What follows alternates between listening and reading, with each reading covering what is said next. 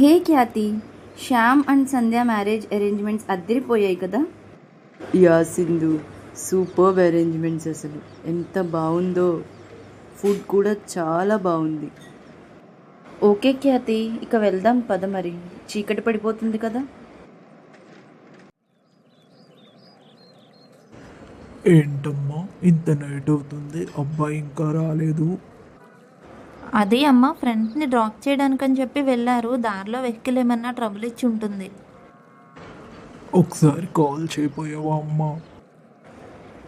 అలాగే అమ్మ, కాల్ చేసి చెప్తాను. సరే శ్యామ్, ఇక స్టార్ట్ అవ్వు. ఇవాళే కదా నీ మ్యారేజ్ అయింది, మళ్ళీ సింధుకి డౌట్ వస్తుంది. అబ్బా, తలుచుకున్నావో లేదో తనే కాల్ చేసేస్తుంది. సరేలే, ఇక స్టార్ట్ అవుదాం. శ్యామ్, వచ్చావా? నీ కోసం అందరూ వెయిట్ చేస్తున్నారు. రిలేటివ్స్ అందరూ ఇక్కడే ఉన్నారు. ఈ టైంలో నువ్వేంటి ఇంత లేట్ చేసావు? అలాగా సింధు, అది ఫ్రెండ్స్ ఏదో కొంచెం ఫోర్స్ చేస్తేనూ ఉండాల్సి వచ్చింది. ఓకే ఓకే, పద పద వెళ్దాం. శ్యామ్, ఈ ప్లేస్ చాలా బాగుంది Shyam. Thank you so much, నన్ను ఇలాంటి ప్లేస్కి తీసుకొచ్చి సర్ప్రైజ్ చేసినందుకు. ఇట్స్ మై ప్లెజర్ సంధ్య. నేనైతే చాలా బాగా ఎంజాయ్ చేశాను. శ్యామ్ని మ్యారేజ్ చేసుకుని చాలా మంచి పని చేశాను. I'm really so lucky Shyam. ఏంటి లక్కు, ముందుంది. ముందు ముందు నువ్వే చూస్తావుగా. నా మీద మేరీ మీద అందరికీ డౌట్ రాకూడదంటే ముందు నువ్వే కదా అందరికీ నేను మంచివాడినని చెప్పాలి. చెప్పాలంటే నేను నీ దగ్గర మంచిగా ఉండాల్సిందే కదా. దానికోసమే ఇదంతా. పిచ్చి మొహం. శ్యామ్, ఇక్కడ వెదర్కి నాకు బాగా కోల్డ్ చేసింది. మనం ఇక లోపలికి వెళ్ళిపోదాం పదా శ్యామ్. సంధ్య, నువ్వు లోపలికి వెళ్ళు. నాకు ఈ క్లైమేట్ బాగా నచ్చింది. కొంచెం సేపు క్లైమేట్ అంతా ఆస్వాదించి వస్తాను. శ్యామ్, కాఫీ తీసుకో.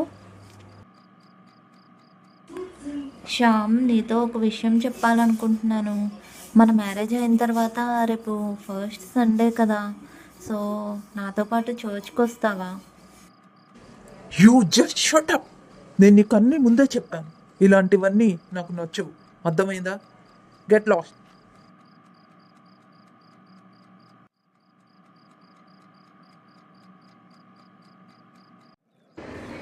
నన్ను చర్చ్కి రమ్మని అడుగుతుందా? ఎంత ధైర్యం తనకి! నేను నీ దారిలో రావడం కాదు, నువ్వే నా దారిలో వచ్చేలా చేస్తాను. చూడు. అదిగో వస్తుంది. ఈరోజు ఆదివారం కదా, చర్చ్కి బయలుదేరినట్టుంది. చూడు ఇప్పుడు ఎలా చేస్తాను. శ్యామ్, నేను చర్చ్కి బయలుదేరుతున్నాను. టైం అవుతుంది నాకు. సంధ్య, అది ఈరోజు మా పేరెంట్స్ ఇంటికి వస్తున్నారు. నాకు ఆఫీస్లో చాలా ఇంపార్టెంట్ మీటింగ్ ఉంది. సో నువ్వు ఇంట్లో ఉండి వాళ్ళని రిసీవ్ చేసుకో. ఈరోజు నువ్వు చర్చ్కి వెళ్ళడం కుదరకపోవచ్చు. అది శ్యామ్, నేను ఎప్పుడూ సండే చర్చ్ మానేసింది లేదు. చర్చ్కి వెళ్ళడం అనేది నాకు చాలా ఇంపార్టెంట్. నేను నీకు చెప్పాను కదా శ్యామ్ ముందే. ప్లీజ్ అర్థం చేసుకో. అవును సంధ్య, చెప్పావు. కానీ సిచ్యువేషన్స్ అన్నీ మనకు చెప్పి రావు కదా. ఈ ఒక్కసారికి నువ్వు అడ్జస్ట్ అవ్వు. ఓకే శ్యామ్, అలాగే. దెబ్బకి ఆదివారం ఇంట్లో కూర్చోబెట్టా. చూడు, నెక్స్ట్ సీన్ ఇంకా ఉంది. శ్యామ్, ఈరోజు అత్తయ్య మావయ్య వస్తారని చెప్పి నువ్వు మార్నింగ్ నన్ను చర్చ్కి వెళ్ళొద్దన్నావు కదా. మార్నింగ్ నుంచి నేను వాళ్ళ కోసం వెయిట్ చేస్తూ ఉన్నాను. డిఫరెంట్ ఫుడ్ ఐటమ్స్ కూడా ప్రిపేర్ చేశాను. కానీ వాళ్ళు ఇంకా రాలేదేంటి శ్యామ్? ఏంటి రాలేదా? ఓ షిట్, అది సంధ్య, నేను నీకు చెప్పడం మర్చిపోయాను. వాళ్ళకి ఏదో ఇంపార్టెంట్ వర్క్ ఉండి ఈ వీక్ రావడం కుదరడం లేదు. నెక్స్ట్ వీక్ వస్తానని నాకు కాల్ చేసి చెప్పారు. Okay okay. శ్యామ్, మరి నువ్వు చెప్తే నేను మార్నింగ్ చర్చ్కి వెళ్ళేదాన్ని కదా శ్యామ్. ఏంటి, నీకు ఎన్నిసార్లు చెప్పినా అర్థం కాదు. పద్దాక చర్చ్ చర్చ్ చర్చ్ అని చెప్పి నన్ను టార్చర్ చేయకు. నాకు ఇరిటేషన్ వస్తుంది. నువ్వు దయచేసి ఇక్కడి నుంచి వెళ్ళిపో. నెక్స్ట్ వీక్ నుంచి నువ్వు అసలు సండేస్ చర్చ్కి వెళ్ళడానికి వీల్లేదు.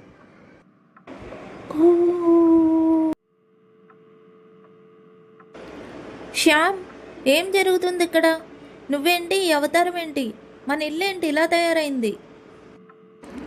సంధ్య అది ఫ్రెండ్స్ వచ్చారు, సో పార్టీ అరేంజ్ చేసుకున్నాం ఇంట్లోనే.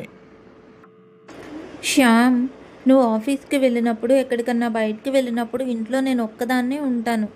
సో ఇలాంటి ఫ్రెండ్స్ని ఇంటికి తీసుకొచ్చి ఇలాంటి డ్రింక్ పార్టీస్ అన్నీ అరేంజ్ చేసుకోవడం అంత మంచిది కాదు శ్యామ్. షటప్! అసలు నువ్వేంటో నీ బిహేవియర్ ఏంటో నాకు అస్సలు అర్థం కావడం లేదు. మ్యారేజ్ అయిన డే నుంచి నిన్ను అబ్జర్వ్ చేస్తున్నాను, ప్రతి దానికి ఏదో ఒకటి. I can't bear you anymore.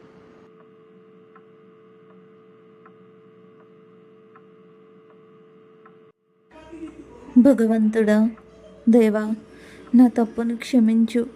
ఇప్పుడిప్పుడే నాకు బాగా అర్థమవుతుంది నేను ఎంత పెద్ద తప్పు చేశానో.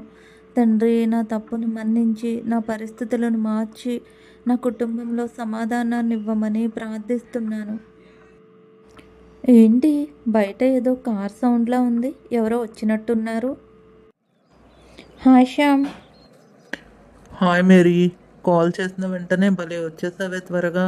సరే, ఇక మనం బయలుదేరదాం. మనం ఎవ్వరికీ సమాధానం చెప్పక్కర్లేదు ఇక్కడ.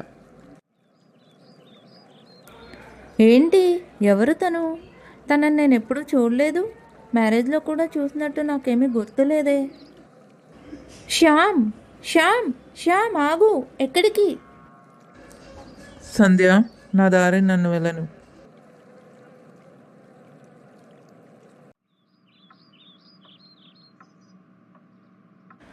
ఇష్, అమ్మ, ఇల్లంతా సర్దేపాటికి ఈ సమయం అయింది.